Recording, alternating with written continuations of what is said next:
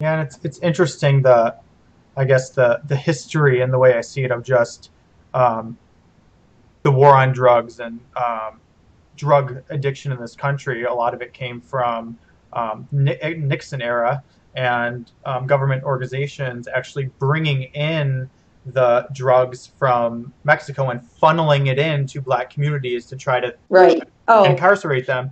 don't And so get me started.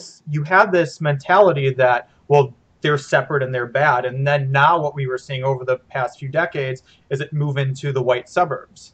So now you're starting to see this, I think, more of a narrative of, well, it's an illness and we need to be helping people, not putting them away, because it's moved into the personal realm of most people as opposed to it being those poor ghettos over here where it is all happening.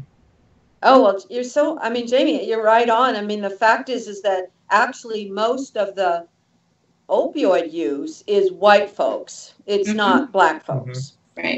It's basically the here in San Diego they call the area along the beach between La Jolla and Pacific Beach heroin alley. I mean, it's the rich white kids that are using heroin. Not so absolutely. I mean, it's heartbreaking. So we have to include a component of racial justice in our drug war effort. We have to basically we like the Portuguese model where all drugs are legalized, not because we want anybody to use drugs, but we want to stop the incarceration. So we have to take a very radical, different stance, or our, every lots of people are going to die. Yeah. Predominantly white suburban kids, actually. Right. Right. And I think, going along with what you were saying about the taking a different stance, I think we also have to acknowledge the financial component that has supported the mass incarceration. That now Oh, we have yeah. these for-profit prisons, and so there's a huge pushback against any efforts to change any of the sentencing and mass incarceration, because there's so much money. People are making billions and billions of dollars on basically slave labor. Mm-hmm. And until we are able to do something about that piece, the fight is going to be so difficult, because when there's huge financial interest, there's so much pushback against it. And I think that that's added so much to the problem just in the last 15 years, especially. I mean, the prison rates, mass incarceration has like doubled in the last 15 years. It's just insane how quickly it's gone up. And it's because people are making so much money. Mm-hmm. Absolutely. I mean, Whole Foods, for example, is one corporation that very hugely depends on prison labor. Mm-hmm. It's heartbreaking. Yeah. So, yeah, absolutely, we have to struggle and stop this. I imagine you're both aware that there's been a prison strike for the last several September weeks. 9th. Yes. And September the 9th. fact of the matter is our media is saying nothing about it. And yet I'm hearing that it is challenging some of the profits of these corporations. That Mm-hmm. the inmates are saying, no way, we're not going to be slave labor. We're done. This is not the new Jim Crow. We're done with the new Jim Crow. Yeah, Absolutely. and it's interesting too because it wasn't just the the prisoners who were protesting. A lot of the workers at the prisons protested with them, and that's That's that amazing. That's That's huge. And wonderful. think about how huge that is for prisoners and workers in the prison to be protesting the same thing together on the same side, and nobody's reporting it.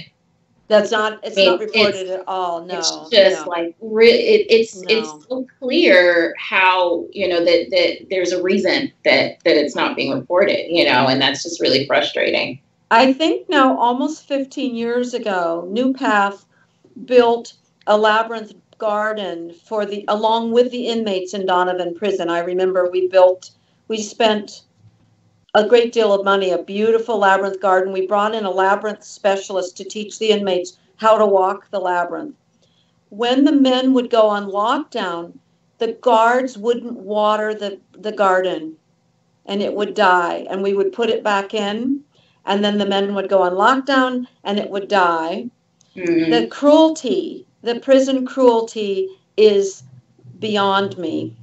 And I know it can be different because we all know, we've seen Scandinavian prisons that have the capacity for humanity and a sense of decency in the way that people are treated. So we don't have to have this. We've got to do something to stop this. This is a form of slavery. And it's an abomination. It's an outrage. Yeah. And just for any viewers who are unaware, I was just in Iceland for a time too, and the Scandinavian viewpoint is they don't have prisons. They're rehabilitation centers. And the sentencing is a lot lower, and the whole point is to rehabilitate the prisoners so that they can be reintegrated into society and thrive. And that's where the resources are. And in those countries, when you look at the percentages per capita, their prison population is incredibly low because of that. And the repeat offenders is very low in comparison. Because I know a lot of people, especially with drug issues, like my brother said it, prison's an easier place to be than home. So a lot of times they'll go to prison and they want to go back because it's like you were talking about earlier, it's their community, they get food, they get shelter, there's people that understand them, but they're not getting any of the resources they need to improve their lives. Well, but here's a scary new problem. When they're discharged, because they have probably not used, I'm talking specifically about opioids, but they haven't been using, or they've been using infrequently, when they come out, they're at high risk of dying. Mm-hmm. And so lots of people, when they think finally, hallelujah, I'm out, they're dying in droves because they don't know what's a safe quantity of opioid that they can use. So, and then the prisons should actually absolutely be ethically mandated to give naloxone to everybody leaving the prison. Mm-hmm. And I don't think they're ever going to do that. Although I am told now that some of our California prisons do have naloxone in the prison for overdoses. That's good. Mm-hmm. But this is terrible because you shouldn't pay with death to be completing your sentence. That's bizarre, but that's happening to a lot of people. Yeah, and I think my last question is actually about what some other countries do. Canada just they were doing it for a while and then it was banned and now it's been approved again, of people who are in rehabilitation centers can actually go and get medical grade heroin doses, so they don't have to go cold turkey. And then I guess that you can correct me if I'm wrong. My understanding of it is that you slowly come off of it as you're getting your psychology treatments and all your treatments. Well, actually, New York City, Seattle, and I believe LA are now going to have safe heroin and distribute heroin in safe injection sites. And it's an experimental plan, but I do think that we are embracing the Canadian and the Portuguese model. We're moving in that direction. You're probably aware of Gabor Mate. Gabor Mate wrote a book called In the Realm of Hungry Ghosts. He's a physician who runs a hotel in Vancouver, British Columbia. And the first floor is safe injection sites and available medications, Suboxone or methadone, whatever.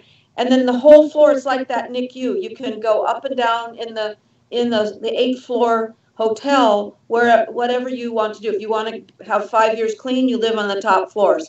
If you still want to use, they'll actually provide you with safe injection sites on the. So the Canadians are very progressive, and this is the direction that we have to go in the United States. There's no question, or we're just going to have a worsening epidemic of death and incarceration. How horrible! Death and incarceration. That's a terrible outcome if we don't stop this horrific pattern. Well, thank you very much. This was a wonderful and much, I think, needed conversation. And anyone who's watching, please join us on Twitter and Facebook at CivilD and give us any of your feedback or any suggestions or any topics you would like for a next segment. We'd love to hear from you. Thank you so much. Oh, it was such a treat. You guys, I figured out how to use the Skype. Yay! Thank you so much. You're welcome.